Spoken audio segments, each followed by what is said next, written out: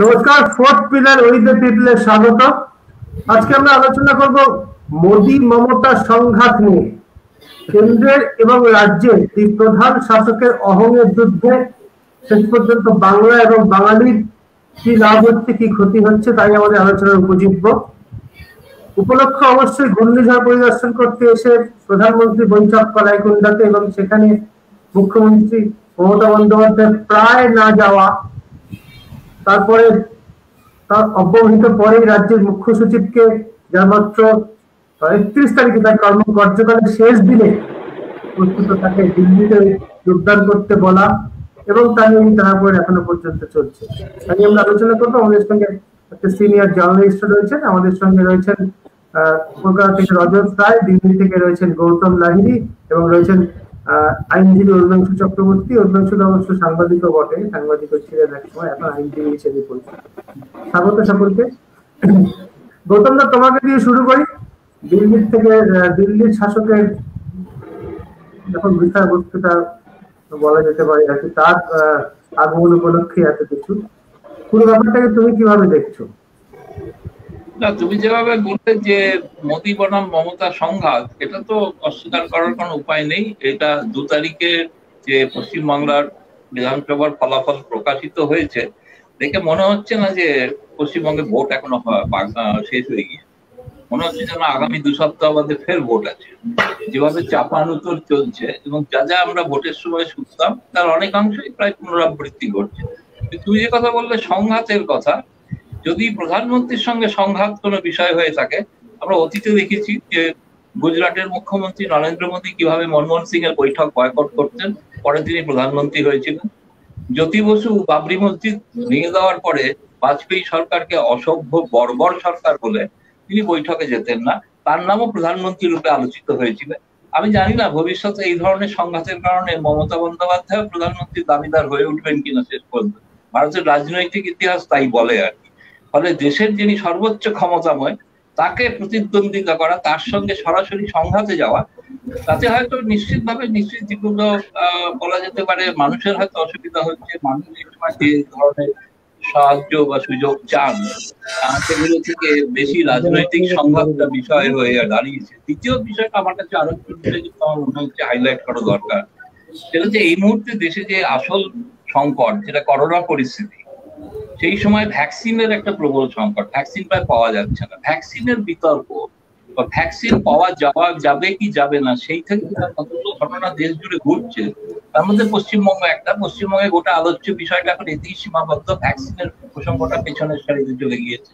বাকখালীতে যা ঘটনা ঘটছে ডেলিবারেটলি, সেখানেও আলোচনাটা জাতীয় স্তরে এসে গিয়েছে। এমনকি এই করোনার মধ্যে হঠাৎ বিজেপি সরকার সিদ্ধান্ত নিয়েছে যে 5টি রাজ্যে তারা অমুসলিমদের অমুসলিম যারা অন্যান্য দেশ থেকে বিতাড়িত নিপীড়িত তাদের নাগরিকত্ব দেবেন।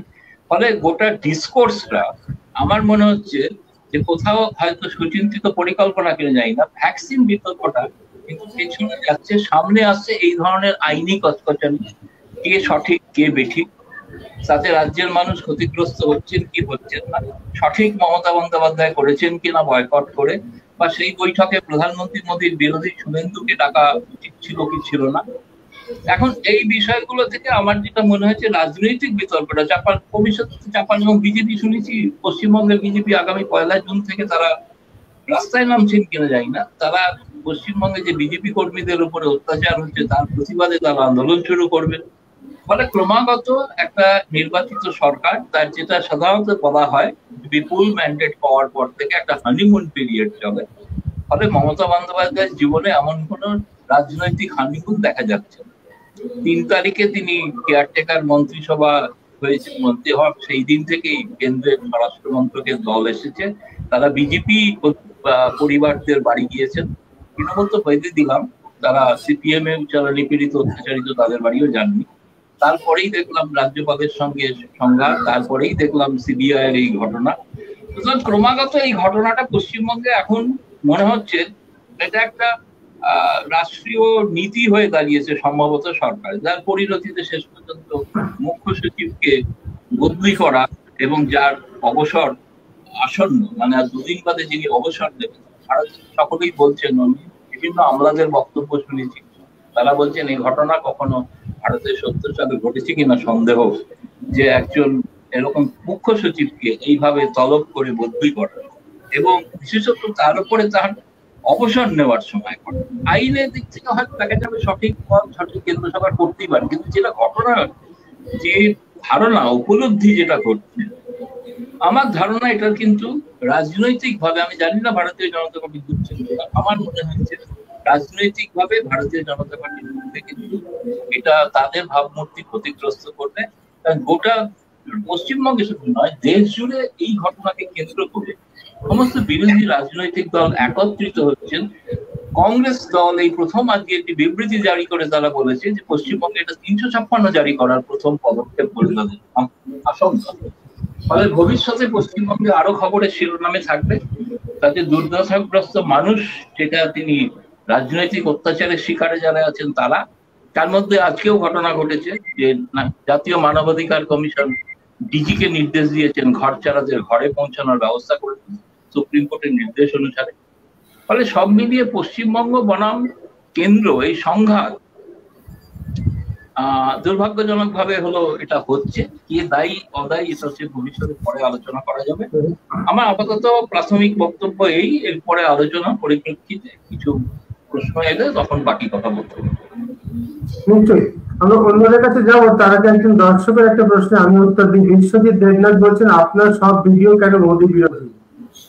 না, শুধু মোদী বিরোধী নয়, আজকে আমার সকালবেলা যে ভিডিওটি আমি আপলোড করেছি আমাদের এই ফেসবুক পেজেও পাবেন, ইউটিউব চ্যানেলেও পাবেন, তাতে আমার নিজের বক্তব্য হচ্ছে এই দুই শাসকের অহংের যুদ্ধের ফলে মানুষের ক্ষতি হচ্ছে।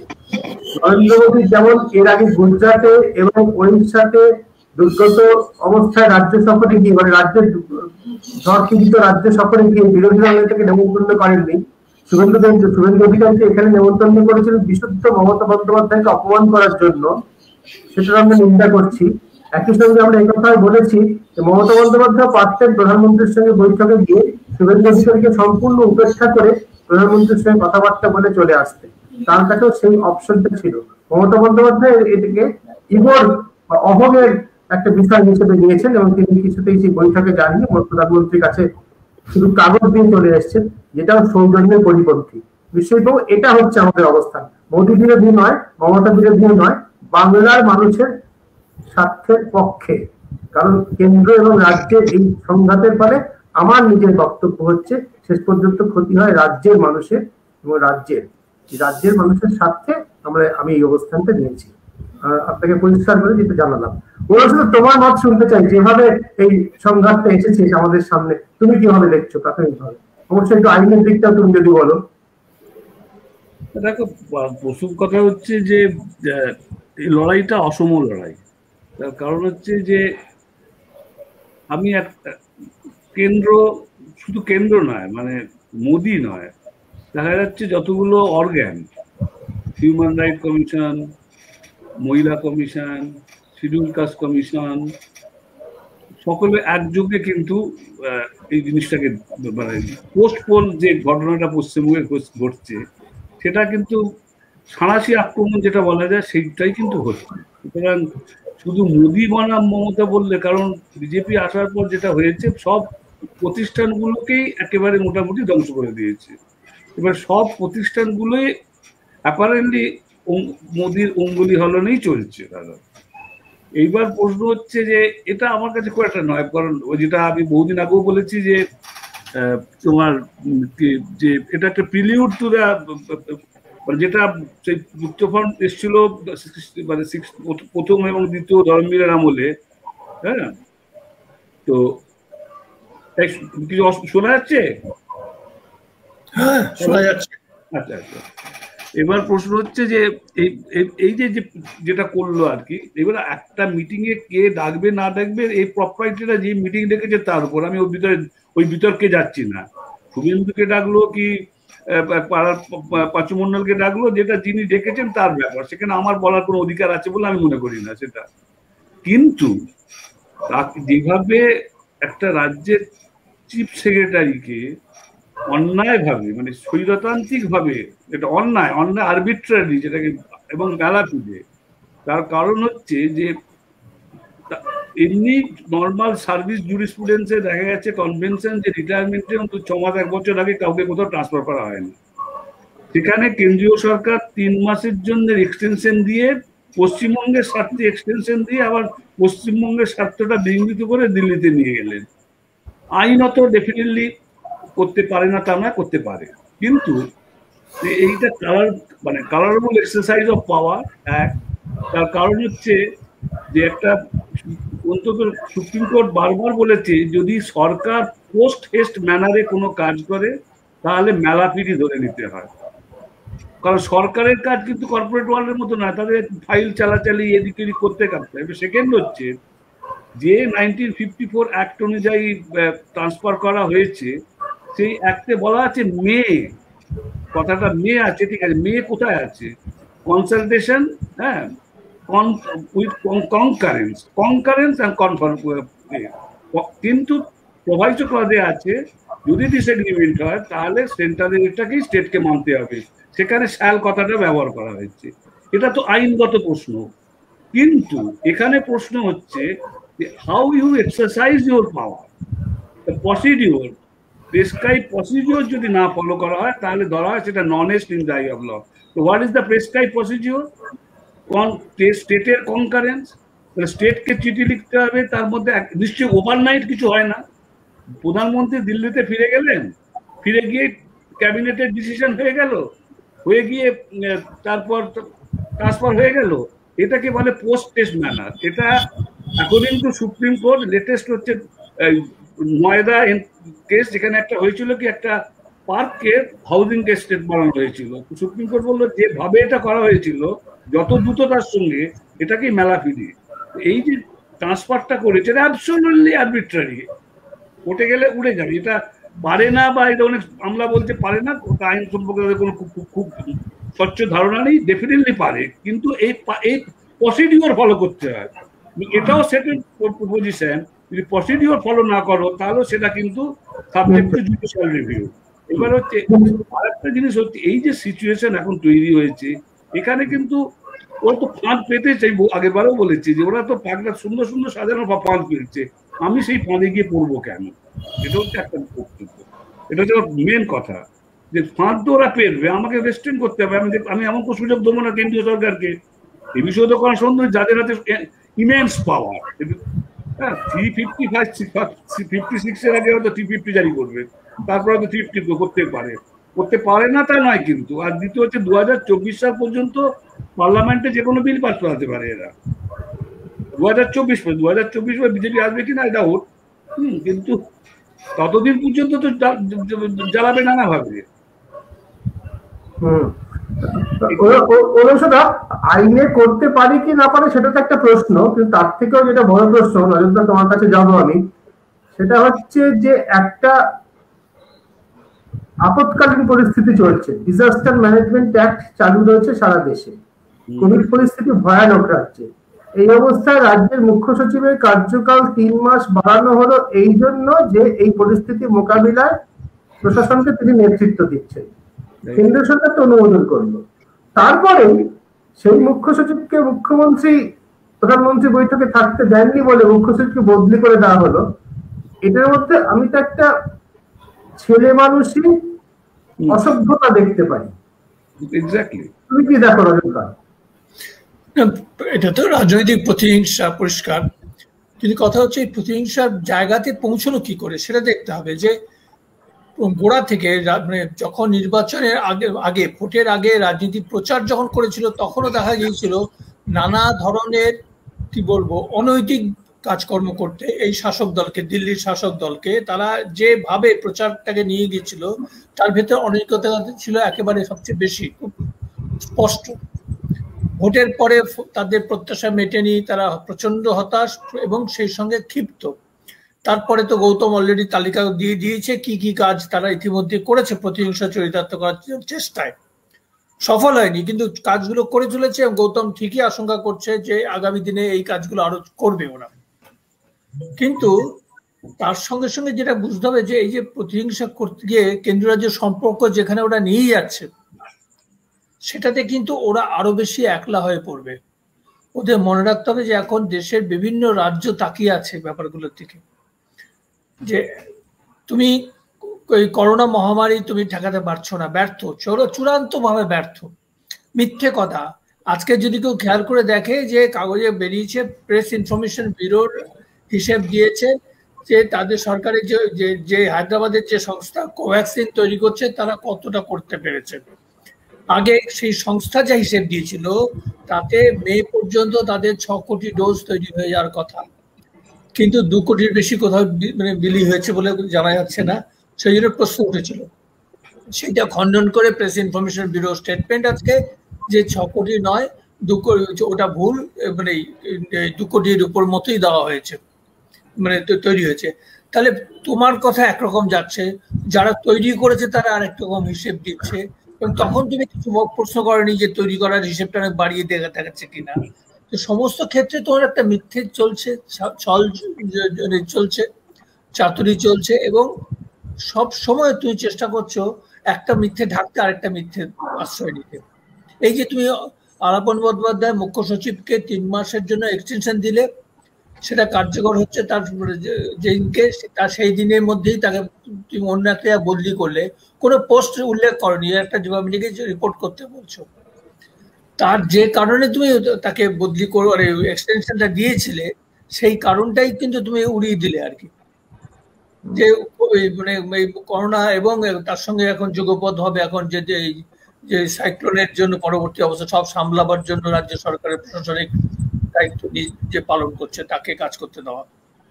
তো এখন তার মধ্যে যে রোডাংশ প্রশ্ন তুলেছে যে প্রসিডিউরাল ল্যাপস, সেখানে হচ্ছে আলোচনা করেছে কিনা সরকারের কনকারেন্স। এটা ঠিক যে আইনে যেটা 1954 সালের আইনে যেটা আছে যে পারে, এবং 64 বা 61 সালের আইনে তার সঙ্গে ফার্দার অ্যামেন্ডমেন্টে আছে যে কনকারেন্স নেওয়াটা মাস্ট, প্রসিডিউরাল একটা ব্যাপার আছে। এবং সেইখানে এটা ঠিক, যদি রাজ্য সরকার বললো না আমি রাজি নই ছাড়তে, তখন যদি কেন্দ্র সরকার বলে না তা সত্ত্বেও আমি নিচ্ছি, তখন ওভাররাইডিং অথরিটি পাবে সেন্ট্রাল গভর্নমেন্ট। কিন্তু প্রশ্ন হচ্ছে আদৌ কোনো আলোচনা হয়েছে? হয়নি, বরং যেটা হচ্ছে সেগুলো তো আমরা দেখতে পাচ্ছি চূড়ান্ত অসভ্যতা। কেন্দ্রীয় সরকারের পক্ষ থেকে বন্যা আর ঘূর্ণিঝড়ের পরের অবস্থা দেখতে তিনি এলেন, প্রধানমন্ত্রী এলেন, খুব ভালো কথা। প্রথম কলাইকুণ্ডাতে মিটিংটা কার ছিল? মুখ্যমন্ত্রীর সঙ্গে না তো, রাজ্যপাল এবং কিছু বিরোধী দলের এমএলএ এবং বিরোধী দলের নেতা। এটা তো সরকারি মিটিং নয়, রাজনৈতিক মিটিং করছিলেন উনি। তারপরে কতটা অসভ্য, যখন মুখ্যমন্ত্রীকে পৌঁছলেন তখন তাকে বাইরে ওয়েট করতে হলো, বেশ কিছুক্ষণ ওয়েট করিয়ে রেখে তারপর মুখ্যমন্ত্রী কিন্তু আমি বলবো ঠিক করেছেন যে আমার ক্ষয়ক্ষতির প্রাথমিক হিসাব এই, আপনি এবার বুঝে করুন, করে ধরিয়ে দিয়ে চলে এসছেন 1 মিনিটের মধ্যে। আমি তো মনে করি এটা অন্তত এইটুকু সম্মান আমরা আশা করতে পারি, মানে একজন মুখ্যমন্ত্রীর জন্য, রাজ্যের মুখ্যমন্ত্রীর জন্য। মুখ্যমন্ত্রীর সঙ্গে ব্যক্তিগত মতামত মিল হোক বা না হোক, এইটুকু সম্মান উনি, প্রত্যেকটা ডিগনিটি উনি তোমরা প্রাপ্য। সেখানে তুমি তখন এমএলএদের সঙ্গে বৈঠক করছো, রাজনৈতিক নেতাদের সঙ্গে বৈঠক করছো, এবং একজন রাজ্যপাল বসে আছে সেখানে, সেও বৈঠক করছে যে কিনা ভোটের আগে পরিবর্তনের ডাক দিয়েছিল। তো এই তো আমাদের এদের সমস্ত লোকজনের অবস্থা না। তো এরা কি করে আশা করে যে সমস্ত কিছু, এটা মানে এটা কি পশ্চিমবঙ্গ সরকার যারা মানে এই যে বিজেপির জাগারনাটকে যারা ঠেকিয়ে দিল তৃণমূল, সেই পশ্চিমবঙ্গ সরকার, নির্বাচিত সরকার কি করে ওরা আশা করে ওরা ডাকবে, সেখানে গিয়ে কিছু এমএলএ এর সঙ্গে বসে চিফ মিনিস্টার আর প্রধানমন্ত্রী একসঙ্গে বৈঠক করবে? তুমি সেটা আলাদা বৈঠক করো না, তুমি করো তাহলে রিপ্রেজেন্টেটিভ হিসেবে তাহলে তৃণমূলের প্রতিনিধিদের নাও। তুমি বিজেপির প্রতিনিধি এমএলএদের ডেকেছো, তৃণমূলের এমএলএদের ডাকো, সংখ্যায় তো তারা বেশি, তাহলে তাদের একটু বেশি করে ডাকো। বিরোধী দল নেতা ডেকেছো, ঠিক আছে, তুমি তার সঙ্গে সঙ্গে অন্য দলের। কিন্তু এর আগে ঠিক একই ধরনের বৈঠকে উড়িষ্যা এবং গুজরাটের বিরোধী দল নেতা ডাকা হয়নি, বিরোধী দলের কাউকে ডাকা হয়নি। এটা তো পুরোটাই মনমানি অপমান করার জন্য। কিন্তু এটাও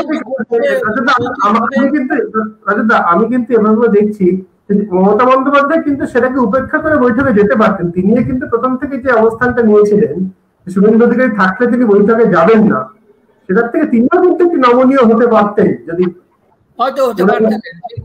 যদি পরিস্থিতি এরকম হচ্ছে যে কেন্দ্রের সঙ্গে আলাপ আলোচনা করে সত্যি কিছু পাওয়ার সম্ভাবনা আছে, আমি জানি না সেটা। এখানে একটা প্রশ্ন আমার আছে, আমিও প্রথমে আমারও কিন্তু এই মত ছিল যে তিনি বৈঠকে যেতে পারতেন, কিন্তু আমি যখন দেখলাম বৈঠকে রাজ্যপাল, বিরোধী দলনেতা এবং কিছু এমএলএ, কেন্দ্রীয় মন্ত্রীও ছিলেন, একজন কেন্দ্রীয় মন্ত্রী তো এসেছিলেন, কিন্তু বুঝলাম কিন্তু সেটা রাজ্য কেন্দ্রীয় সরকারের প্রতিনিধি দল, প্রাইম মিনিস্টার এবং তার টিম, কিন্তু এদিকে যারা ছিলেন তাদের মধ্যে সরকারি দলের কোনো প্রতিনিধি কিন্তু কোনো উপস্থিত নেই। তুমি এখানে যে বৃহত্তম রাজনৈতিক দল এবং ক্ষমতাসীন যে রাজনৈতিক দল, তাদের থেকে কোনো এমএলএ ওখানে হাজির নন। অবশ্য ওখানে বেশ কয়েকজন এমএলএ এবং বিরোধী দল নেতা, তাদের তুমি ডেকে নিয়ে এসে তুমি যখন মুখ্যমন্ত্রীকে বাইরে ওয়েট করতে বলেছিলে তখন তুমি কাদের সঙ্গে বৈঠকটা করছিলে? তারা কি মুখ্যমন্ত্রী, আর কোনো মুখ্যমন্ত্রী ছিল ওখানে? প্রাইম মিনিস্টার আসবেন, মুখ্যমন্ত্রীর সঙ্গে বৈঠক করবেন, তারপরে দরকার মতো তিনি জনপ্রতিনিধিদের সঙ্গে বৈঠক করবেন, তার দলের লোকের সঙ্গে কথা বলবেন, কিচ্ছু সে যায়নি, করতেই পারেন। কিন্তু যখন মুখ্যমন্ত্রীর সঙ্গে বৈঠক করবেন তখন দলের কতগুলো এমএলএ এবং আমচা চামচাকে বসিয়ে রাখবেন, সেটা কি করে সম্ভব? এইখানে সেটা অসভ্যতা, এটা ছিচকেমি, এর ভেতরে কোনো কোনো বলবো নৈতিকতা নেই। এটা পুরোটাই হচ্ছে একটা পেটি মাইন্ড, তার পরিচয়, এবং সেটা তো বরাবর দিয়ে আসছে বিজেপি দল এবং তার প্রধানমন্ত্রী এইভাবেই ধারাবাহিকতা রেখেছে। তারা এটা মানতেই হবে, তারা ধারাবাহিকভাবে এই চাকচামিটা করে চলেছে। একজন দর্শক বলছেন যেমন খুবই তাৎপর্যপূর্ণ, যেমন এবার উড়িষ্যা বা গুজরাটে বিরোধী দল থেকে ডাকা হয়নি, তেমনি গত বছর আমফানের সময় যখন এসছেন তখনকার বিরোধী দল নেতা আব্দুল মান্নানকে তাকেও ডাকা হয়নি। গৌতম দাস, পুরোটার মূল্যতে রয়েছে একটাই বিষয়, যেটা খুব স্পষ্ট বোঝাই যাচ্ছে, আমাদের দর্শকরা খুব পরিষ্কার জানে, সেটা হচ্ছে যে পশ্চিমবঙ্গে এই হারটা বিজেপির হজম হচ্ছে না। কিন্তু সেটা রাজনৈতিক মোকাবিলা কি এইভাবে প্রশাসনকে দিয়ে করতে হবে? তাতে কি বিজেপির কোনো সুবিধা হচ্ছে রাজনৈতিক ভাবে আদৌ?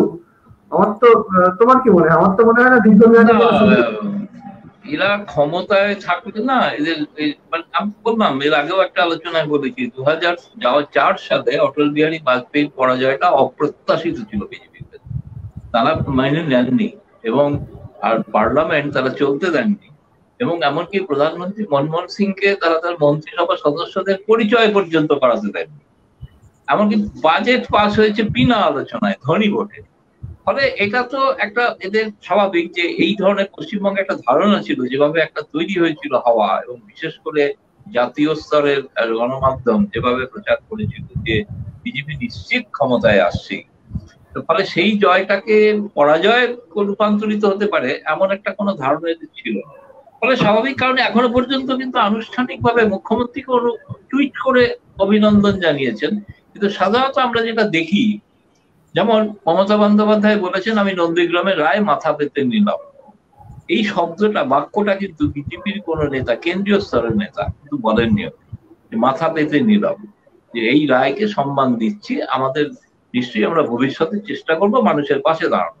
ফলে এটা তো থেকে এখন প্রশ্ন হচ্ছে কি, যে ঘটনাগুলো ঘটছে তার থেকে কিন্তু এই ধারণাটাই কিন্তু ক্রমশ আমি বলবো যে পুষ্টি পাচ্ছে, যে যেন জয়টাকে মেনে নেওয়া, পরাজয়টাকে মেনে না নেওয়ার ফলে এই ধরনের প্রতিহিংসামূলক, আমি জানি না প্রতিহিংসামূলক করা হচ্ছে কিনা, ন্যায় অন্যায় নিয়ে আলোচনা আছে পরে হতে পারে, কিন্তু এখানে কতগুলো তর্কও দেওয়া হয়েছে পরে আমি যেটা শুনলাম সেটা হচ্ছে যে উড়িষ্যাতে বিজেপি বিরোধী নেতা, তাকে আমন্ত্রণ জানানো হয়েছিল কিন্তু তিনি করোনায় আক্রান্ত বলে আসেননি, যেটা জানানো হচ্ছে পরে সরকারি ভাবে আমাদের দিল্লিতে। আর তৃতীয়ত হচ্ছে যে এখানে শুধু কেবলমাত্র শুভেন্দু অধিকারী নয়, এখানে অধীর চৌধুরীকেও আমন্ত্রণ জানানো হয়েছে এবং তিনি আসেননি, দিল্লি ছিলেন। ফলে একটা পরিকল্পনা ছিল, এই স্ক্রিপ্টটাই তৈরি হয়েছিল এইভাবেই যে ওখানে মমতা বন্দ্যোপাধ্যায় একা থাকবেন আর প্রধানমন্ত্রীর সামনে ভিক্টোরিয়া মেমোরিয়ালের নাটকটা পুনরায় অভিনীত হবে। এখানে অধীর চৌধুরী, শুভেন্দু, রাজ্যপাল সকলে একযোগে তারা বলতে চাইবেন প্রধানমন্ত্রীর সামনে যে কিভাবে রাজ্য সরকার ব্যর্থ হচ্ছে। ফলে সেখানে কোনো প্রকৃত আলোচনা কিন্তু হতোই না, রাজনৈতিক আলোচনাই হতো বেশি, যাতে হতে পারতো মমতা বন্দ্যোপাধ্যায় উপস্থিত হয়ে শেষ পর্যন্ত তাকে ওই বৈঠক ছেড়ে যেমন ভাবে ভিক্টোরিয়া মেমোরিয়ালের নেতাজি সুভাষচন্দ্রের সভা থেকে উঠে চলে যেতে হয়েছিল, এরকম ভাবেই চলে যেতে হবে, এবং সেই নিয়ে বিজেপি তো এখনো তাকে রাজনৈতিক অস্ত্র করছে আর কি। এই যে ট্রান্সফারের ব্যাপারটা, চিফ সেক্রেটারিদের ট্রান্সফারের ব্যাপারটা, গুজরাটে তো মুখ্যমন্ত্রী ছিলেন 12 বছর নরেন্দ্র মোদী, একজন অফিসারকেও তিনি অনুমতি দেননি। কেন্দ্র কিন্তু কেন্দ্রের রায় কিন্তু কেন্দ্র চাপিয়ে দেননি, তারা মেনে নিয়েছিলেন মুখ্যমন্ত্রীর কথা। প্রধানমন্ত্রী মনমোহন সিংকে কি ভাষায় তিনি বয়কট করেছিলেন সেগুলো দিল্লিতে কভার করে 2013 সালের অগস্টে ইন্টিগ্রেশন কাউন্সিলের মিটিং তিনি বয়কট করে এবং যে বিবৃতি দিয়েছিলেন এখন পুরনো 2013 সালের আগস্ট মাসের কাগজ খুললেই পাওয়া যাবে। ফলে আমার ঘটনাটা হচ্ছে যখন হঠাৎ এমন একটা ধারণা তৈরি করানো হচ্ছে এরা প্রচন্ড উনি গণতন্ত্র প্রেমী সকল, উনি তো বলেননি যে উনি মানে দুর্যোগ নিয়ে কোনো সর্বদলীয় বৈঠক করছেন, সে কথা তো বলেননি। বৈঠকটা তো ছিল, যদি মুখ্যমন্ত্রীর কথা সত্যি হয় যে মুখ্যমন্ত্রীর সঙ্গে বৈঠক হবে, সেখানে ঠিক যেটা থাকলে মুখ্যমন্ত্রী অসন্তুষ্ট হবেন এটা বিজেপির জানা আছে, জেনে বুঝেই কিন্তু শুভেন্দুকে ওখানে কিন্তু আমন্ত্রণ জানানো হয়েছিল। এবং ওটা আমন্ত্রিত হলে কি ঘটনা হবে, রাজ্যপাল থাকলে কি হবে, রাজ্যপাল যদি পরিবর্তনের ডাক দিতে পারেন ওখানে প্রধানমন্ত্রীর সামনে মুখ্যমন্ত্রীকে তিরস্কারও করতে পারেন, যেটা হওয়া বাঞ্ছিত ছিল না। ফলে এক্ষেত্রে মমতা বন্দ্যোপাধ্যায় বলবো যা করেছেন এটা আরো একটি নিন্দনীয় ঘটনার থেকে বরং বাঁচিয়েছেন তিনি সম্মান প্রধানমন্ত্রীকে বসে তিনি শুনতো, তুমি যেটা বললে যে অহং, আমি কেন প্রধানমন্ত্রী কেন অহং বোধে ভুগবে, মমতা বন্দ্যোপাধ্যায় ভোগেন এ বিষয়ে কারোর কোন, ওটা তার ইউএসপি, এবং সেই জন্য 48% মানুষ তাকে রায় দিয়েছেন, আপনি পছন্দ করুন বা না করুন। তো ঘটনা হচ্ছে প্রধানমন্ত্রী, আপনি তো ওর থেকে অনেক কম শতাংশ ভোটের প্রধানমন্ত্রী, তা সত্ত্বেও আপনি তো অনেক বেশি উদার হবেন, আপনি কেন অহংবোধে ভুগবেন, আপনি কি মমতার সঙ্গে প্রতিযোগিতায় নেমেছেন? এটা তো প্রমাণিত হচ্ছে যে মমতা বন্দ্যোপাধ্যায় প্রধানমন্ত্রী মোদীর প্রতিদ্বন্দ্বী, রাজনৈতিক প্রতিদ্বন্দ্বী তিনি তৈরি করছেন। সেই জায়গাটাতে আমি আসছিলাম যে রাজনৈতিক ভাবে যতই বিজেপি পরাজয়টাকে না মানতে পেরে যে খেলাগুলো খেলছে, যে খেলার একটা প্রধান খেলোয়াড় হচ্ছে রাজ্যপাল জগদীপ ধনখড়, যিনি বিজেপির প্রধান মুখ হয়ে উঠেছেন, শুভেন্দু অধিকারীকে ছাড়িয়ে যাচ্ছে। সেই সমস্ত খেলাগুলোতে কিন্তু পরিণামটা আমি যা দেখছি সেটা কিন্তু বিজেপির পক্ষে যাচ্ছে না, বরঞ্চ মমতা বন্দ্যোপাধ্যায় যে নরেন্দ্র মোদীর প্রতিপক্ষ, তিনি যে নরেন্দ্র মোদীকে চ্যালেঞ্জ করতে পারেন রাজনীতিতে, সেরকম একটা ধারণা উঠে আসছে, এটা আমরা রাজনীতি দেখতে পাচ্ছি। আমরা একটু অন্য একটা প্রসঙ্গেও যাব, যার মধ্যেও এই একই জিনিসের এই কেন্দ্র রাজ্য সম্পর্ক এবং যেটা নিয়ে আগে আমাদের আজকের এসেছে, বিভিন্ন প্রতিষ্ঠানকে ক্রমাগত ক্ষুদ্র করে দেওয়া, তাদের দলদাসে পরিণত করা, এবং সেই প্রতিষ্ঠানগুলো যে সাংবিধানিক দায়িত্ব তাদের পালন করছে না এরকম ধারণা মানুষের মনে তৈরি হচ্ছে, এই ইস্যুটাতে আমরা যাব। যার একটা সাম্প্রতিক উদাহরণ হচ্ছে এই যে কলকাতা হাইকোর্টের 4 জন তৃণমূল কংগ্রেসের নেতার জামিন পাওয়ার ঘটনা, এবং এই প্রসঙ্গে একজন বিচারপতি তিনি যে চিঠি লিখেছেন, যেটা এখন আলোচিত হচ্ছে, বিচারপতি অরিন্দম সরকার যে চিঠি লিখেছেন সমস্ত প্রধান বিচারপতি, ভারতরত্ন প্রধান বিচারপতি এবং অন্য বিচারপতির উদ্দেশ্যে, হাইকোর্ট তার মর্যাদা রক্ষা করতে পারছে না, আমরা আমাদের নিজেদের মকারি উপহাসের বিষয়ে পরিণত করেছি। এই যে প্রতিষ্ঠান হিসেবে হাইকোর্টের এই যে অবনমন, এই যে অবক্ষয়, এটা নিয়ে তুমি কিছু বলবে?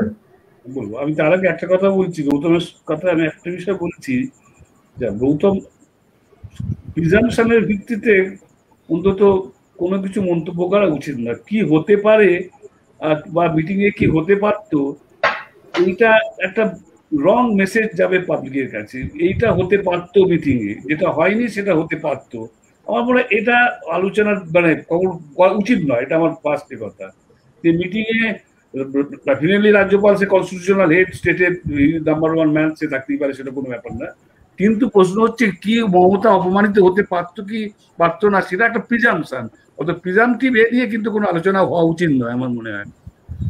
সেকেন্ড হাইকোর্টের ব্যাপার বলছি, যে বিচারক এই প্রশ্নটি তুলেছেন, সরি টু সে, কিছুদিন আগে একটা মামলায়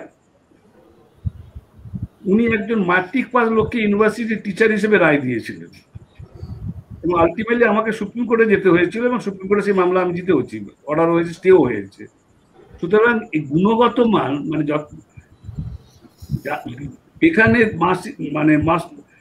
রিলেটিভ ছাড়া ভাইপো ছাড়া কলকাতা হাইকোর্টে যদি 70% 80% জাজের অ্যাপয়েন্টমেন্টই কিন্তু আত্মীয় স্বজনের বন্ধ। ওদের মধ্যে অনেকেই আছে প্রিভিলেজ লয়ার, যিনি এই মন্তব্য করেছেন তিনিও প্রিভিলেজ লয়ারই ছিলেন। এবার কোশ্চেন হচ্ছে যে প্রপার্টি, সুপ্রিম কোর্টে 5 জন জাজের বেঞ্চকে মান্যতা দিয়ে মামলাটা কোর্টে ফিরে এসেছে, তো হাইকোর্টে, এবং সুপ্রিম কোর্টে অর্ডারটা অধিকাংশই পড়েনি, জজেরাও পড়েছে বলে আমার সন্দেহ, চিফ জাস্টিস তো গৌতম আর আমি পাঠাবার পড়েছে, সেখানে কোথাও কোনো অবজারভেশন সুপ্রিম কোর্ট দেয়নি। অথচ দেখলাম টেলিগ্রাফে একটা বেরিয়ে গেল যে একটা ভীষণভাবে সুপ্রিম কোর্ট ভীষণভাবে করেছে, পরিষ্কার ক্যাটেগরিক্যালি বলে দিয়েছে যে কোনো অবজারভেশন, কোনো অর্ডার আমরা মেরিটে দিইনি। এবার প্রশ্ন হচ্ছে, chief justice master of roster, এই নিয়ে মুকুল গোপাল মুখার্জি আছে রাজস্থান থেকে মামলা, সুপ্রিম কোর্টের কনস্টিটিউশন বেঞ্চ বলেছেন chief justice can have all determination. আমি কিছুদিন আগে একটি মামলায় সিঙ্গেল বেঞ্চ থেকে ডিভিশন বেঞ্চে আগে চিফ জাস্টিস নিয়ে গেছে, যে ভদ্রলোক যে জাজ লিখেছেন তার কোনো ধারণা নেই যে 228-এ মামলাটা কি। আর্টিকেল 228-এর মামলা কলকাতা হাইকোর্টের ইতিহাসে 4-5টা হয়েছিল, তার 2টো আমার করা, এবং একবারে জাস্টিস নির্জার মারা গেছেন, উনি বের করে দিয়েছিলেন, বলেছে এটা সিঙ্গেল বেঞ্চের। তারপরে ওকে দেখানো হলো যেমন কনস্টিটিউশন ইন্টারপ্রিটেশন সুপ্রিম কোর্টের 5 জন জাজকে শুনতে হয়, তেমনি 228-এর মামলা শুনবে চিফ জাস্টিসের বেঞ্চ, অন্য কোনো বেঞ্চে শুনতে পারবে না। এই ধারণাটি ওই জজের নেই, 1 নম্বর। 2 নম্বর হচ্ছে হাইকোর্ট রুল হচ্ছে ডোমেস্টিক রুল, ডোমেস্টিক। 228 আর্টিকেল 228 এর ব্যাপারটা একটু দর্শকদের জন্য খুব সংক্ষেপে ছোট করে বলো। 220 হচ্ছে ইন্টারপ্রিটেশন অফ দ্য কনস্টিটিউশন, সেটা লোয়ার কোর্ট থেকে রেফার করতে পারে, রেফারেন্স হবে, অর যে কোনো লোকে আমি করতে পারি, একটা আমার কোনো ইস্যু হচ্ছে সেটা সুপ্রিম হাইকোর্ট ইন্টারপ্রিট করবে, করে আবার লোয়ার কোর্টে পাঠিয়ে দেবে। আর্টিকেল 228 বলকে গুলিয়ে ফেলে 226 আর 228। হ্যাঁ, এবার কোশ্চেন হচ্ছে যে লোকে এই যে চিঠিটা কনফিডেন্সিয়ালি এই জজ লিখলেন বিভিন্ন জজের কাছে, সেটা বাইরে এলো কি করে? এটা হচ্ছে একটা প্রশ্ন। বাইরে যে এসেছে সেটা কিন্তু স্বাক্ষরিত চিঠি নয়, সেটা চিঠির একটা কোনো ড্রাফট হতে পারে। তার মানেটা তাহলে তার কোনো দাম নেই, সেটা নিয়ে তো কাগজে ফলো। যদি স্বাক্ষরিত চিঠি যদি কোনো না হয়ে থাকে তাহলে সেই চিঠির 5 পয়সার দাম নেই, আর যদি স্বাক্ষরিত হওয়ার চিঠি হয়ে থাকে তাহলে তারও একটা মোটিভ কাজ করছে এর মধ্যে। আমার প্রশ্ন হচ্ছে দুটো, যখন সকলে একমত হয়ে সুপ্রিম কোর্ট থেকে মামলাটা ফিরে এলো যে কলকাতার 5 জন যা শুধু জামিনের লিগ্যালিটি নয়, যে প্রশ্নটা এখন কলকাতা হাইকোর্টে হচ্ছে সেটা কিন্তু এই ফাঁদটা বুঝতে পারছে না, যেটা তুষার মেহতার ফাঁদটা, সেটা হচ্ছে বেল তো হবিসের ব্যাপার নয়, কিন্তু লার্জার যেটা কোশ্চেন মবক্রেসি, আলটিমেটলি এই জিনিসটা এখানে ছাড়বে না। কিন্তু ওই যে মবক্রেসি যে এটা তুলেছে আর কি তুষার মেহতা, যে এই যে পশ্চিমবঙ্গে এটা প্রায় হয়ে থাকে, এটা তো বল এবার জুডিশিয়ারির যে অধঃপতন সেটা তো আছে। আমি একটু সহজ করে আমি নিজে বুঝি এবং দর্শকদের বোঝানোর জন্য, ডেমোক্রেসি মানে হচ্ছে জনতার দ্বারা শাসন। ওই 4 জনকে গ্রেপ্তার করার পর মুখ্যমন্ত্রী মমতা বন্দ্যোপাধ্যায় নিজাম প্যালেসে গেলেন, হাজার হাজার জনতা নিজাম প্যালেস ঘিরে ফেলল। ডেমোক্রেসি অর্থাৎ জনতার শাসন, জনতার হাতে আইন শৃঙ্খলা চলে যাওয়া, এই কথাটা কেন্দ্রের সলিসিটর জেনারেল, কেন্দ্রীয় সরকারের সলিসিটর জেনারেল, দেশের সলিসিটর জেনারেল তুষার মেহতা বারবার বলছেন। তুমি যেটা বলছো তার থেকে যারা যে বিচার বিভাগের দিক থেকে বিচার বিভাগকে ব্যবহার করে এমন একটা ক্ষেত্র তৈরি করা হচ্ছে যে পশ্চিমবঙ্গে আইনের শাসন নেই, রাষ্ট্রপতির শাসন 356 ধারা জারি করার প্রশ্ন আছে। সেই দিকে মানে ব্যাপারটা হচ্ছে কি, এটা সমস্ত প্রতিষ্ঠানগুলোকে, যেমন কদিন আগে পোস্ট পোল ভায়োলেন্স দিয়ে সুপ্রিম কোর্টে করলো কি, পার্টি করলো কাকে কাকে, হিউম্যান রাইট কমিশনকে পার্টি করলো, শিডিউল কাস্ট শিডিউল কমিশনকে পার্টি করলো, সেন্ট্রাল গভর্নমেন্টকে পার্টি করলো, তারপরে পার্টি করলো কাকে, মহিলা কমিশনকে পার্টি করলো। এবারে সুপ্রিম কোর্টের হিয়ারিং নোটিশ দিল স্টেটকে, নোটিশ দেওয়া মানে prima facie supreme court is satisfied যে contention in the SLP or writ petition from merits are there. তাহলে এবার এখানে যে ব্লান্ডারটা এখানে হয়েছিল, যেটা এটা থেকে বাড়তে দিল, যেটা lapses on the part of the, যখন একটা এক বললো যে মেমোতে নাকি হয় না, মেলে নাকি হয় না, চিঠিতেও তো হাইকোর্ট শুনতে পারে, মেল কেন? এখন তো বিকজ অফ দি কোভিড এমনিতেই লোয়া দিতে হচ্ছে, এটা কোনো কথা না। কথা হচ্ছে যে এই যে বললো যে ওকে অ্যারেস্ট করা হয়েছে ফার্দার এনকোয়ারি করতে গেলে, অ্যারেস্ট করতে গেলে তো তাকে তো পারমিশন নিতে হবে কোর্টে। ল এর বাইরে গিয়ে এগুলোর মধ্যে দিয়ে গুটিয়ে দিয়ে তুষার মেহতার ফাঁদেতে, মানে অ্যাডভোকেসি তো একটা আর্ট, ফাঁদে পড়ে গিয়ে মালটাকে হাতের বাইরে নিয়ে গেল। এবার এই বিষয়টা একটু আমরা চর্চা করতে চাইছি। রজত দা, তোমার কথা শুনি আগে, তারপর গৌতমদের কাছে যাব। এই যে বিভিন্ন এমনকি জুডিশিয়ারি এবং অন্যান্য সাংবিধানিক, আধা সাংবিধানিক যে সমস্ত সংস্থা রয়েছে, human rights commission, women's commission, schedule caste schedule tribe commission ইত্যাদি, এই সমস্ত প্রতিষ্ঠানকে ব্যবহার করে আসলে একটা বাতাবরণ তৈরি করা হচ্ছে যে পশ্চিমবঙ্গে আইনের শাসন নেই। অবশ্যই আইনের শাসন থাকতো, হাতটা না মানতে পেরে আইনের শাসন নেই, অতএব যে কোনো ভাবে হোক এই নির্বাচিত সরকারকে সরিয়ে দেওয়া, এটাই কি রজতা তোমার কি মনে হচ্ছে এটাই গেম প্ল্যান বিজেপি? আমার মনে হয় যে এতটা নয়, কারণ এটা করার যে 356 করে রাজনৈতিকভাবে সুবিধে কেউই খুব একটা পায়নি এ পর্যন্ত। 356 ব্যবহার করে সরকার ফেলে দেওয়ার যে নজিরগুলো, আমরা যদি সর্বশেষ নজির আমার যতদূর মনে হচ্ছে বাবরি মসজিদ ভাঙার পরে 3টি রাজ্য, উত্তর ভারতের 3টি রাজ্যের 356 করে বিজেপি সরকার ছিল, উত্তরপ্রদেশ, মধ্যপ্রদেশ এবং রাজস্থান। এই 3টি রাজ্যে 356 করে সরকার ফেলে দেওয়া হয়েছিল, কিন্তু সুপ্রিম কোর্ট সেটা ফেরত দিয়েছিল। সুপ্রিম কোর্ট বলেছিল এটা অত্যন্ত অপব্যবহার করা হয়েছে ক্ষমতার। আর দ্বিতীয়টা যেটা হচ্ছে যে যেখানে এই সুপ্রিম কোর্টে এই ধরনের অনুকূল মতামত নেই বা প্রশ্ন ওঠেনি, পশ্চিমবঙ্গে 356 আগে হয়েছে, কেরালায় 356 হয়েছে, একাধিক রাজ্যে হয়েছে, সেখানে কিন্তু যাদের বিরুদ্ধে এটা প্রয়োগ করা হচ্ছে তারা রাজনৈতিকভাবে শক্তিশালী হয়েছে। পরবর্তীকালে দেখা গেছে যদি ইন্ডিকেটর গুলো হয় নির্বাচনের ফল, তাহলে তারা শক্তিশালী হয়েছিল। তো সেই জন্যই বলছি যে বিজেপি কি সেই এত বড় ঝুঁকি নেবে, এই প্রশ্নটা আমার মাথার মধ্যে ঘুরছে। তার কারণ এটার হ্যাঁ বা না দুটো উত্তরই হয়। হ্যাঁ হতে পারে কারণ ওরা বেপোরা, ওদের হাতে কোনো অন্য অস্ত্রগুলো নেই, ক্রমাগত অস্ত্র ফুরিয়ে যাচ্ছে, যাকে বলা যায় ম্যানুভারেবিলিটি কমে যাচ্ছে। ওরা মানে এক জায়গা থেকে আরেক জায়গায় নিজেদের এখন ফাঁদের মধ্যে পরপর পা দিচ্ছে। তারা একসময় নিজেদের বিশ্বগুরু বলে ঘোষণা করলো, তারা সারা বিশ্বকে তারা নাকি ভ্যাকসিন বিলি করছে, সারা বিশ্বকে তারা মানে এই করোনা মহামারীর বিরুদ্ধে যুদ্ধ জয় করে তারা সারা বিশ্বকে ত্রাণ করতে বেরিয়ে পড়েছে এবং তারা সব আত্মনির্ভর ভারত করে ফেলেছে। এখন সেই আত্মনির্ভর ভারতের অবস্থা এমনই, বিশ্বের কাছে অ্যাপিল করতে জয়শঙ্কর ঘুরে বেড়াচ্ছে, বিদেশপতি জয়শঙ্কর ঘুরে বেড়াচ্ছে এক দেশ থেকে আরেক দেশে, কিভাবে তো তাদের কাছে কিছু পাওয়া যায়। এবং যে অসংখ্য দেশের তালিকা এখন তৈরি হয়েছে যারা আমাদের এখানে প্রতিনিয়ত মেডিকেল সাপ্লাই দিচ্ছে, অন্যান্য সাপ্লাই দিচ্ছে, তাদের মধ্যে আরো দুটি নামও আছে, একটা পাকিস্তান আর একটা চীন।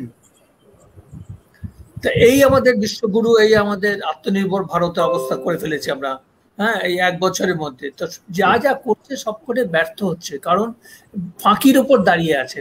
ওই মন কি বাতে মিথ্যের ঝুড়ি। একটা লোক নিজে ভালো করে পড়াশোনা করেনি, অদ্ভুত লাগে যখন দেখি তাকে, সে হায়ার সেকেন্ডারি যারা ছাত্র, তাদের পরীক্ষার্থী, তাদের সবাইকে সে জ্ঞান দিচ্ছে কি করে পরীক্ষা ভালো রেজাল্ট করতে হবে, কোনটা আগে অ্যাটেম্প করবে, কোনটা কঠিন প্রশ্ন আগে, কঠিন সওয়াল তাহলে অ্যাটেম্প করো। আরে এ কি হাস্যকর রে ভাই, তুই একটা কোথাও পড়াশোনা পাস করেছিস, তার ডিগ্রি দেখাতে পারলি না আজ পর্যন্ত। হ্যাঁ, তো এই যেখানে অবস্থা, তো সেইখানে তো এরকম বিপর্যয় পরপর আসবে, এটাই তো স্বাভাবিক। এখন এইখানে আমার মনে হয় যে বিজেপি 356 করার একটা প্রলোভন ওদের মধ্যে রয়েছে। রাজ্যপালকে সেরকম একটা ব্রিফ দেওয়া আছে, কেস তৈরি করো, বিল্ড আপ করে চলো। রাজ্যপাল একদম সেই অনুযায়ী কাজ করে যাচ্ছে এবং হাস্যকর করে তুলছে নিজেকে ক্রমাগত। কিন্তু শেষ পর্যন্ত তারা এত বড় ঝুঁকি নেবে কি না, 70 না 73 77 কটা এমএলএ আছে এখন, সেটা কিন্তু 7টাও খুঁজে পাওয়া যাবে না। তারপরে 75 জন আছে আপাতত। হ্যাঁ,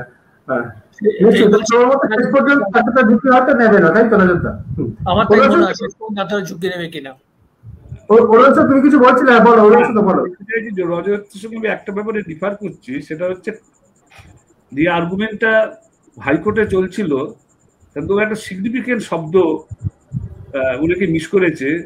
সেই মোবক্কেসির মধ্যে তুষার মেহতা একটা পার্টিকুলার কমিউনিটির কথাটা বলেছে, পার্টিকুলার কমিউনিটি, মানে সেটা কি ইঙ্গিতটা করেছে সেটা খুবই ওই পার্টিকুলার কমিউনিটির। কারণ যদি ভোটের রেশিওটা এবারে দেখা যায়, ওদের কাছে আমরা যেমন যেটা বুঝতে পারছি, ওদের কাছেও সেটা সহজ সমীকরণ সরলকরণ হয়েছে এই পার্টিকুলার কমিউনিটিটার রোলটা কি এই ইলেকশনে।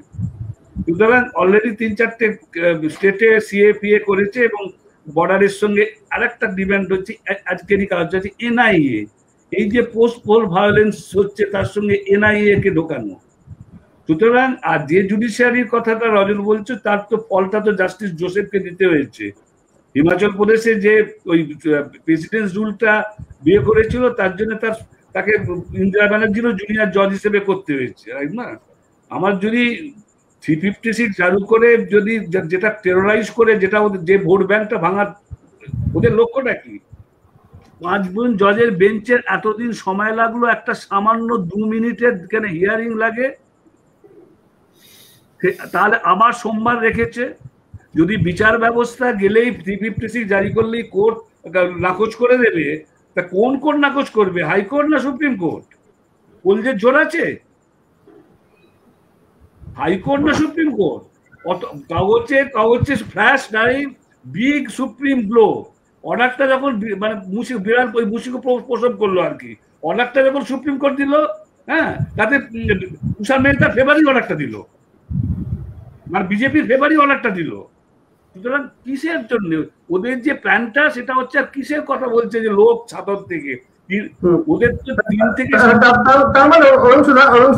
তার মানে অনুসুদার মতে হচ্ছে যে জুডিশিয়ারির এখন যে অবস্থা, তাতে যদি 356 জারি করা হয় তাহলে আদালতে গিয়ে তা খারিজ হবে বা আদালত সুবিচার করবে। এই যে জনাদেশে নির্বাচিত সরকার তাকে খারিজ করার বিরুদ্ধে মত দেবে, এরকম সম্ভাবনা কম, তাই তো? তাই বলছে। দ্বিতীয় হচ্ছে এই যে 6 মাস, এই যে 6 মাস টাইমটা পাবে, 6 মাসটা এনাফ ফর ম্যাসাকার। এই যে 6 মাস যে টাইমটা ওরা পাবে, ওদের টার্গেটটা তো এখন কি করছে, ওরা ঘিরছে তো এইভাবে ওরা। কিন্তু একটা কথা, হিউম্যান রাইট কমিশন পশ্চিমবঙ্গে আছে বলে কেউ জানে? আছে একটা, আজ পর্যন্ত। হ্যাঁ, পশ্চিমবঙ্গ যেটা বলা হয়েছিল সেটা হচ্ছে রাজ্য পুলিশের ডিরেক্টর জেনারেল তিনি অবসর গ্রহণের পর তিনি হিউম্যান রাইটস কমিশন চেয়ারম্যান হয়ে গেলেন, যেখানে অধিকাংশ অভিযোগ আসে পুলিশের বিরুদ্ধে। না না, এখন তো গিরিশ গুপ্ত, হ্যাঁ, এখন গিরিশ গুপ্ত একটা কমপ্লেনও জমা পড়ে দিল। আমি ওটা নিয়ে বলছি না, আমি বলছি ওটা কথা, আমি বলছি এরা যেভাবে। আমি আসছি তোমার কাছে, তুমি বলেছো, আমি যেটা বলছি, কিন্তু আমার মতে তুমি যেটা বলছো, তুমি যেটা একটু গৌতমটাকে যেটা বলছো প্রিজাম্পশনের উপরে, এই 6 মাস হলে 6 মাসে কি হতে পারে, 6 মাসকে পরে যে নির্বাচন করতে হবে, 6 মাস যখন থাকবে তাতে কি হতে পারে, তোমারটা অনেকে বলতেই পারে, তোমারটা অনেকে প্রিজাম্পশনই বটে। গৌতম না, তোমার মতটা কি? না, আমি প্রথম যেটা করবো, অরুণাংশু যেটা বলছিল যে চিফ জাস্টিস রোস্টার তৈরি করে, এবং এই রোস্টার যে সুপ্রিম কোর্টের ঠিকভাবে করা হয়নি তার প্রমাণ 5 জন বিচারপতিকে বাইরে প্রকাশ্যে এসে এই প্রথম প্রেস কনফারেন্স করতে হয়েছিল। পরবর্তীকালে তারা যদিও অনেকেই আবার সেই সিস্টেমের মধ্যে ঢুকে গিয়েছেন, পরবর্তীকালে কেউ কেউ রাজ্যসভার মনোনীত সাংসদ হয়েছে, তারা কিন্তু প্রকাশ্যে বিদ্রোহ করেছিলেন। ইনি তো চিঠি লিখেছেন। আমি তার কোনো গুণাবলী নিয়ে কথা বলছি না, যে হতেই তো পারে রত্নাকর দস্যু তো বাল্মীকি হয়, তো অতীতে যাই করে থাকুক না, সেই অতীত না। আমার ঘটনা হচ্ছে আমি একটা মানুষকে বিচার করি তার বর্তমান ভূমিকা নিয়ে, তিনি কোন কনটেক্সটে কোন জায়গায় দাঁড়িয়ে আছেন, তিনি কি অনুগত কোন সৈনিকের কাজ করছেন, নাকি তিনি সিস্টেমটা, তিনি হতে পারেন তিনি ব্যক্তিগতভাবে হয়তো অনেক কিছু করেছেন যেগুলো আমরা মানতে পারি না, এবং অনেকের কাজই মানতে পারি না। মমতা বন্দ্যোপাধ্যায় সব কাজ মানি এমন তো নয়, কিন্তু কোথাও বিষয়ে গণতান্ত্রিক অধিকার প্রতিষ্ঠার বিষয়ে তিনি যে সোচ্চার হন। রাহুল গান্ধীকে তো গোটা ভারতবর্ষের মানুষ মানে না, কিন্তু তিনি যে কথাগুলো বলেন, সে কথাগুলো তো আমি জানি সত্যি কথা বলছেন, কিন্তু গ্রহণীয়তা নেই, গ্রহণযোগ্যতা নেই, সেটা ভিন্ন প্রসঙ্গ। এটা গেল এক। দ্বিতীয় প্রশ্ন, তিনি কিন্তু সিস্টেমটার গলতটা তোলার চেষ্টা করেছে, গলতটা সঠিক বেঠিক যাই হয়ে থাকে। ওই চিফ জাস্টিসের শেষ কথা, এই কথাটা যে নয় তার প্রমাণ আমরা অতীতের অন্য জাস্টিসদের রাস্তায় মেনে প্রেস কনফারেন্স করতে দেখি। ইনি অন্তত প্রেস কনফারেন্স করেননি, একটা গোপনে চিঠি লিক করিয়ে দিয়েছেন, হয়তো, আমি সেটা জানি না, দ্বিতীয় কথা হচ্ছে, কিংবা একদা অরুণাংশু যেভাবে বিভিন্ন সরকারি কাগজ চুরি করে খবর করতো, সেভাবেই হয়তো কোনো সাংবাদিক করেছে, তাও হতে পারে। কিন্তু আমি দ্বিতীয় যে রাজনৈতিক প্রশ্নটাই যেটাতে আসতে চাইছি, সেই রাজনৈতিক প্রশ্নটা হচ্ছে এই ধরনের যে ভয়, এটা তার মানে একটা জিনিস পরিষ্কার হলো যে একটা ভয় বা ভীতি তৈরি করার একটা চেষ্টা সেটাতে আইনি পদ্ধতি নেওয়া, কোর্টকে ব্যবহার করা, বিভিন্ন সরকারি প্রতিষ্ঠানকে ব্যবহার করা। আমরা তো এর থেকে অনেক বেশি ম্যাসাকার তো সিদ্ধার্থ শঙ্কর রায়ের আমলে দেখেছি। তাতে তো মানুষ তো ভয়ে তো ঘরে ঢুকে যেতে পারে, তাই না? এর থেকেও আমাদের প্রতিবেশী রাষ্ট্রে দেখেছি কিভাবে পশ্চিম পাকিস্তানের শাসকরা পূর্ব পাকিস্তানের আওয়ামী লীগের প্রতি অত্যাচার করে, মানুষের প্রতি অত্যাচার করে, বাঙালি এক বাক্যে রুখে দাঁড়িয়েছে। সুতরাং এটাও প্রিজাম্পশন হতে পারে। আমি বলছি না যে এখানে সবাই সেরকম কিছু ঘটছে বা সেরকম কিছু ঘটতে পারে, সেরকম আমি কোনো কথা আদৌ বলছি না। আমি বলছি শান্তিপ্রিয় ভাবেই যে এই ধরনের কোন জিনিস যেটা সাধারণত মনে করেন মানুষ অগণতান্ত্রিক, এবং মানুষের গণতান্ত্রিক চেতনা বোধ এত প্রখর, এত তীব্র, আমি বলছি সেই কারণে এখানে কিন্তু মমতা বন্দ্যোপাধ্যায় একা জয়লাভ করেনি। যে 48% মানুষ কিন্তু শুধু সবাই তৃণমূল সমর্থক নয়। দুই, ইন্দিরা গান্ধী হেরে গিয়েছিলেন, মানে বিকল্প কাউকে জেতাতে হবে এই কারণ না, মানুষ ইন্দিরা গান্ধীকে হারিয়েছিল। মানুষ অটল বিহারীর বিরুদ্ধে জানতেন না কে ভাবি প্রধানমন্ত্রী, তিনি তো বিদেশিনী যিনি নেতৃত্ব দিচ্ছিলেন, কিন্তু মানুষ হারিয়ে দিয়েছিল। একইভাবে মোরারজি দেশাইয়ের মতো অত গণতন্ত্র প্রেমী মানুষ, তাকেও কিন্তু মানুষ হারিয়ে দিয়েছিল। রাজীব গান্ধী সবচেয়ে রেকর্ড পরিমাণ আসন পেয়েছেন, তাকেও মানুষই হারিয়েছে। এটা নয় যে তার বিকল্পে বিশ্বনাথ প্রতাপ সিং একটা ঘটনা, তিনি কিন্তু প্রধানমন্ত্রী প্রথম চয়েস ছিলেন না, প্রধানমন্ত্রী চয়েস তিনি পরে হয়েছিলেন। দেবগৌড়া যে চয়েস হয়েছিলেন সেটা প্রথম চয়েস ছিলেন না। ইন্দ্র কুমার গুজরাল জানতেন না তিনি দেবগৌড়ার পরিবর্তে তিনি প্রধানমন্ত্রী হবেন। আমার বক্তব্য হচ্ছে ভারতবর্ষের মানুষের একটা জিনিস অত্যন্ত প্রখর, সেটা হচ্ছে গণতান্ত্রিক চেতনা বোধ। সে কেউ তাকে লেখাপড়া শিখিয়ে সংবিধান আইন এসবের বাইরে সে যদি বোঝে যে একটা কোনো অন্যায় ঘটছে, আমি বলছি আজ যেটা পারসেপশন পশ্চিমবাংলায়, সেটাতে কিন্তু ওই 38% যে ভোট বিজেপি পেয়েছে তার থেকে অন্তত 10% বিজেপি লুজ করেছে এই ঘটনার কারণে। তারাও মনে করছেন, কথা বললেই বোঝা যায়, তারাও মনে করছেন এটা ঠিক হচ্ছে না, বড্ড বেশি বাড়াবাড়ি। একটা সরকার আসার পর তাকে অন্তত 6 মাস একটা কাজ করার হানিমুন পিরিয়ড দেওয়া হবে না? আমি জানি না তিনি সব কাজ সঠিক করছেন, কোথাও মারধর হচ্ছে না, বিরোধী দলের উপর অত্যাচার হচ্ছে না, এমন কথা আমি অস্বীকার করছি না, সেগুলো তো নিশ্চয়ই হচ্ছে, সেগুলোর ব্যবস্থা হওয়া উচিত। যেভাবে গোটা রাষ্ট্র, এটা তো ব্যবস্থা এজেন্সি নয়, গোটা রাষ্ট্র ঝাঁপিয়ে পড়েছে, এই রাষ্ট্র যেভাবে ঝাঁপিয়ে পড়েছে এর কিন্তু ফল কিন্তু ওই নিউটনের তত্ত্বের মতোই, every reaction has N reaction, এবং এর কিন্তু প্রতিক্রিয়া হতে বাধ্য। এবং এটা যদি একতরফা কেউ ধরে রাখে যে আমি এইটা করে 356 সফলও যদি হন, সেটা করেই তার দারুণ কাজ হবে, আমার মনে হয় না সেক্ষেত্রে এরকম হবে। কারণ তখন বাংলার অধিবাসী, আমি বাঙালি বলছি না, বাংলা অধিবাসী, যেমন ব্যারাকপুর থেকে শুরু করে আরো অন্য জায়গার অবাঙালিরা ভোট দিয়েছে হ্যাঁ তৃণমূল কংগ্রেসকে, সেটা সবটা কিন্তু ওই বিশেষ সম্প্রদায়ের মানুষ সব জায়গায় প্রভাবশালী ছিলেন না। মালদা মুর্শিদাবাদে হয়েছে এটা ঘটনা, তারা এটা করেছেন, বহু জায়গায় ঘটেছে যে ঘটনাগুলো আমি তো বাসাই করিনি জোড়াসাগরতে তৃণমূল কেন্দ্রে। কিন্তু ঘটনা হচ্ছে যে এই, আমি বলছি এই কারণে যে মানুষের যে চেতনা বোধ, এটাকে আমার মনে হয় শাসক গোষ্ঠী বা কেন্দ্রীয় শাসক গোষ্ঠী তারা না একটু অবজ্ঞা করছেন, মানুষকে বোকা ভাবছেন। এমনকি ইন্দিরা গান্ধীও বোকা ভেবেছিলেন। মানুষকে বোকা ভাবাটা কিন্তু আমি বলছি বড় অপরাধ, তার জন্য কিন্তু শাস্তি পেতে হবে। গৌতম, তুমি যেটা বলছো যে একটা নির্বাচিত সরকার, প্রবলভাবে বিপুল সংখ্যাগরিষ্ঠতা নিয়ে নির্বাচিত সরকার, সেই সরকারকে তার প্রথম দিন থেকে শপথ গ্রহণের আগের থেকেই প্রস্তুত, সেই সরকারকে যেভাবে রাজ্যপাল এবং কেন্দ্রের শাসক দল এবং বিভিন্ন কেন্দ্রীয় এজেন্সি উত্তপ্ত করছে, কাজ করতে দিচ্ছে না, সেটা যে ঠিক হচ্ছে না, মানুষের চোখে ভালো মনে হচ্ছে না, সেটা কিন্তু এমনকি বিজেপির মধ্যেও একটা মহলের মধ্যে মনে করছে সেটা, তার ইঙ্গিত কিন্তু আমরা পাচ্ছি। বিজেপির রাজ্য সভাপতি দিলীপ ঘোষ যেভাবে মমতা বন্দ্যোপাধ্যায় ঝড় মোকাবিলায় তার ভূমিকার প্রশংসা করেছেন, যেভাবে বিজেপির নবনির্বাচিত বিধায়কদের বলা হচ্ছে যে আপনারা মাঠে ঘাটে যান, এলাকায় যান, সেখানে গিয়ে মানুষের পাশে দাঁড়ান, যেরকম তৃণমূল কংগ্রেসের নির্বাচিত প্রতিনিধিরা থাকছেন, তাতে কিন্তু বোঝা যাচ্ছে যে বিজেপি দলের মধ্যেও এই ভাবনাটা আছে, যে ভাবনাটার কথা তুমি বলছো। তা না হলে এই পরিবর্তনটা দিলীপ ঘোষের মুখে কিন্তু এই কথা আমরা গত 7 বছরের মধ্যে শুনিনি। তুমি কিছু বলতে চাইছিলে? বলো। আপনার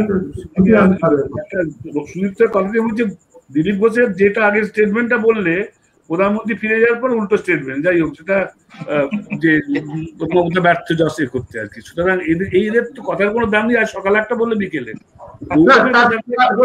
তার থেকে কিন্তু এটা সিদ্ধান্তটা যেতে পারে, তার মানে রাজ্য বিজেপি এবং কেন্দ্রীয় বিজেপির মধ্যে এক্ষেত্রে একটু মতের পার্থক্য আছে যে কোন লাইনটা নির্ধারণ করা দরকার।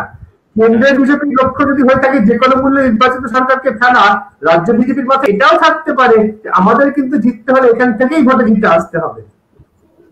ওটা তো ভবিষ্যৎ বলবে, যাই হোক এখন এখন একটু এটা খুব কম অল্প সময়ে সবকিছু বিবেচনা করা, আবার বিপুল পাবলিক সম্মত, ওটা আমি যাচ্ছি না বিতর্কে। গৌতমের কথাটা আমি জবাব দিচ্ছি যে বর্তমান যিনি যে বিচারকটা করেছেন, আমার শুধু ছোট্ট একটি প্রশ্ন। প্রথম কথা, ঘটনা হচ্ছে সুপ্রিম কোর্টই বলে দিয়েছে যে chief justice a master of roster, এবং চিফ জাস্টিস কাউকে কি কাজ দেবে, কাজ উইথড্র করতে পারে চিফ জাস্টিস ইচ্ছে করলে। যে বিচারক বলেছে কাল থেকে তাকে কাজ জুডিশিয়াল ওয়ার্ক বন্ধ করে দিতেও পারে। কোশ্চেন হচ্ছে এই যে অন্যায়টা যিনি উনি পয়েন্ট আউট করেছেন চোখে, তাহলে যারা ডিফেন্স লয়ার তারা এই জিনিসটা কেন সুপ্রিম কোর্টের নজরে আনলো না, তারা কেন মেনে নিল? Question number 1। কোশ্চেন নাম্বার 2, যে উনি যে সমস্ত বিচারপতিদেরকে ফুল কোর্ট টাকার জন্য করলেন, এই চিঠি পাওয়ার পর সেই সিনিয়র সমস্ত জজেরাই 5 জনের বেঞ্চে বসে অর্ডারটা দিলেন তার, এবং উনি যে কতগুলো পয়েন্ট আউট করেছেন আর কি, আমার মতে লিগালি তার কোনো সারবত্তা নেই। সুতরাং তিনি একটা পুরো রিফর্ম করলেন হাইকোর্টে। লিগাল সারবত্তাটা নিশ্চয়ই সেটা একটা বিচার্য বিষয়, তার থেকে এই জিনিসটা কম বিচার্য কিছু নয় যে একজন হাইকোর্টের জাজ তিনি একটা চিঠি দিয়ে বলছেন যে আমরা নিজেদের প্রহসনে পরিণত করেছি, যেভাবে কাজ হচ্ছে সেটা ঠিক হচ্ছে না। এটা কিন্তু কম, উত্তরটা দিচ্ছি, সেটা অন্য প্রশ্ন।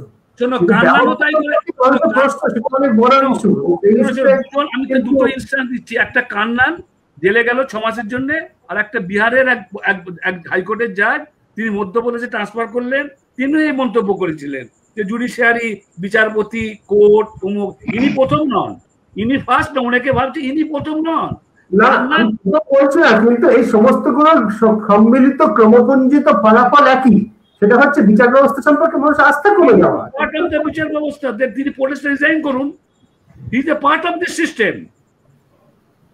সিস্টেমের দিক থেকে আমি সিস্টেমের দিক থেকে দিচ্ছি, মানুষের দিক থেকে দেখছি।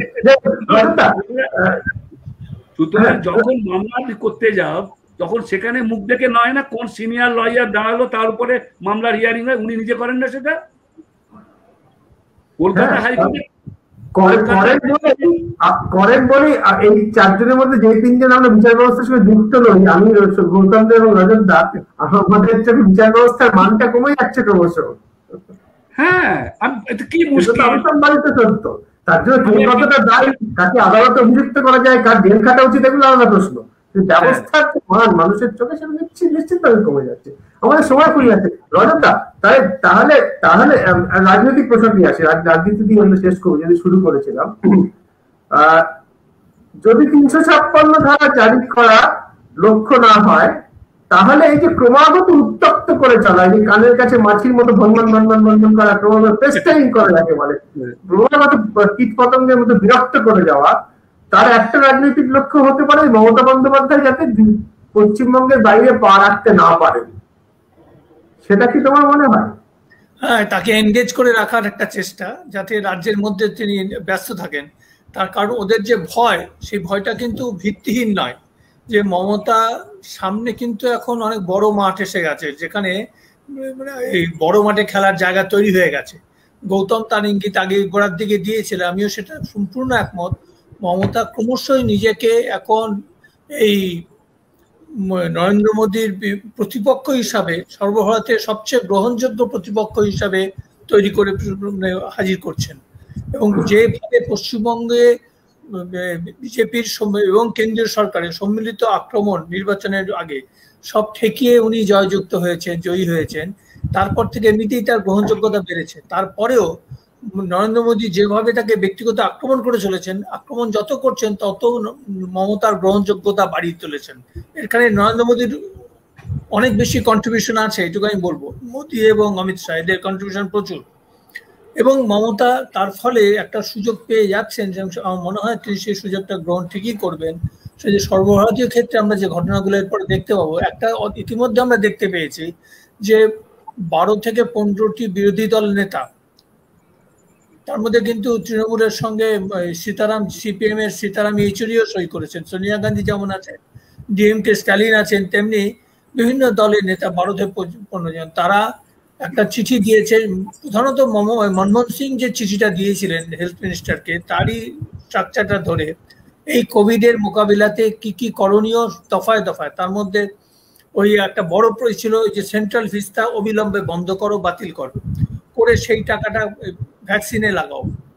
মরণার্থে মমতা বন্দ্যোপাধ্যায় কিন্তু রাজ্যের 4 থেকে 5টা ভ্যাকসিন তৈরির কারখানার জন্য জমি অফার করে রেখেছে কেন্দ্রীয় সরকারকে লিখিতভাবে, যে আমরা সব রকম ফেসিলিটি দেবো, তোমরা এখানে ওদের লাইসেন্স দিয়ে এখানে উৎপাদন করতে পারো। কেন্দ্রীয় সরকার কোনো উত্তরই দেয়নি। তাদের এতটাই ভ্যাকসিন আছে যে সারা দেশকে দিয়ে তাদের এতটাই সব সারপ্লাস, তাদের দরকারই হয়নি এখানে কোনো কারখানা করার। তো তেমনি মমতা বন্দ্যোপাধ্যায়ের সঙ্গে বিরোধী দল নেতাদের, অন্যান্য দলের, তাদের যে অ্যাকসেপ্টেন্স সেটা দেখাই যাচ্ছে যে তারা এই যে ভূমিকাগুলো নিচ্ছে, যে চিঠিগুলো, ভোটের আগে যেমন মমতা বন্দ্যোপাধ্যায় সবাইকে চিঠি দিয়েছিল এক জায়গায় একটা লড়তে হবে বিজেপির বিরুদ্ধে, ভোটের পর দেখা গেল তারা এক জায়গায় প্রথম ধাপটা নিল, চিঠি দিয়ে বললো যে এই করো। ঠিক তেমনি আরো কিছু কাজ আগামী দিনে আমরা দেখতে পাবো, যখন তার মধ্যে এই সিএ নিয়ে যে এখন যে চিঠি ওরা কয়েকটি রাজ্যে দিয়েছে অমুসলিম বাকিদের নাগরিকত্বের দেওয়ার ব্যাপারে, এগুলোর সঙ্গে অন্যদিকে দিল্লিতে পাঞ্জাবের হরিয়ানার কৃষকদের আন্দোলনের সঙ্গে এগুলো সমস্ত একসঙ্গে জড়িয়ে যাবে, একসঙ্গে লিঙ্কড হয়ে যাবে, এবং সেইখানে দেখবো মমতা বন্দ্যোপাধ্যায়কে আরেকটা বড় রোলে। তোমার এই বিষয়টা তোমার মত আটকে রাখা করবে? আমি দুটো কথা বলেই শেষ করবো। প্রথম কথা হচ্ছে, আজকে যে এআইসিসির যে বিবৃতি, এটা খুবই আমার কাছে খুব তাৎপর্যপূর্ণ মনে হয়েছে। যে কংগ্রেস কিছুকাল আগেই মমতা বন্দ্যোপাধ্যায়ের বিরুদ্ধে তারা প্রতিদ্বন্দ্বিতা শুরু করেছে, তারপরে বিজেপির সুরে সুর মিলিয়ে কুৎসা প্রকাশ করেছে, প্রচার করেছিলেন, যে ধরনের যা রাজনৈতিক প্রচার করতে হয়। সেখানে কংগ্রেসের স্টেটমেন্টে বলা আছে, কেবলমাত্র কংগ্রেস তার পাশে দাঁড়িয়েছে তা না, কংগ্রেস আহ্বান জানিয়েছে গোটা দেশের গণতন্ত্রপ্রেমী মানুষ এবং সমস্ত গণতন্ত্রপ্রেমী রাজনৈতিক দল যেন এই অবিচারের বিরুদ্ধে একসাথে এক মঞ্চে দাঁড়ান। এবং এই আহ্বানে কতটা সাকসেসফুল হবে সে ব্যাপারে আমি এখন কোনো ভবিষ্যৎবাণী করতে পারবো না। নিশ্চয়ই এর একটা প্রক্রিয়া হয়তো শুরু হলো আজ থেকে। দ্বিতীয় কথা বলবো যে সুপ্রিম কোর্ট তো জরুরি অবস্থাকে সংখ্যাগরিষ্ঠ বেঞ্চে রায় দিয়ে সমর্থন করবে, তাতে কি জরুরি অবস্থাকে ভারতের মানুষ মেনে নিয়েছিল? সুপ্রিম কোর্ট শেষ কথা বলে না, শেষ কথা বলে মানুষ। এইটা বলেই আমি আমার কথা শেষ করি। এবং সেখানে তো রাজনীতির একটা বড় ভূমিকা আছে, যেমন পিনাকি সৌকালীন ঘোষ বলছেন যে মমতা বন্দ্যোপাধ্যায় আজকে যেটা বলেছেন, যে হাত জোর করে বলেছেন যে আমি তার পায়ে ধরবো, প্রধানমন্ত্রী কথা বলেছেন। এর যে রাজনৈতিক বৈঠকে নাকি এর যে রাজনৈতিক গুরুত্ব, এটা যিনি বলছেন, মন্তব্য করছেন পিনাকি বাবু, BJP face the effect on ground. আমি কিন্তু তার সঙ্গে একমত। এটা সত্যি যে এই রাজনীতির এই যে লড়াইটা, এটা কিন্তু জাগদীপ ধনখড়কে দিয়ে হবে না। তিনি চকচকে পালিশ করা শু পরে তার পায়ে একজন মহিলা এসে পড়লেন, তিনি পাথরের মতো দাঁড়িয়ে রইলেন, যেটা আগে একদিন বলেছিলাম। ধনখড়কে দিয়ে কিন্তু এই রাজনীতিটা হবে না, সেটা অন্য জিনিস, এবং সেখানে মানুষই শেষ কথা বলবে। অনেক ধন্যবাদ, আমাদের সময় ফুরিয়ে গিয়েছে। অনেক ধন্যবাদ রজত দা, গৌতম দা, রমেশদা আমাদের সঙ্গে থাকার জন্য। দর্শকদের আপনাদের অনেক ধন্যবাদ আমাদের সঙ্গে থাকার জন্য। আমাদের এই অনুষ্ঠানটা ইউটিউব চ্যানেলে আগামীকাল আপনারা দেখতে পাবেন। আমাদের সঙ্গে থাকুন, সাবস্ক্রাইব করুন, লাইক করুন আমাদের ফেসবুক পেজ, আমাদের ইউটিউব চ্যানেল। আপনারা সঙ্গে থাকলেই আমরা আছি, কারণ আমাদের সঙ্গে কোনো বড় কর্পোরেট হাউস, কোনো রাজনৈতিক দল নেই। এটা মনে রেখে আমাদের সমর্থন করুন। নমস্কার।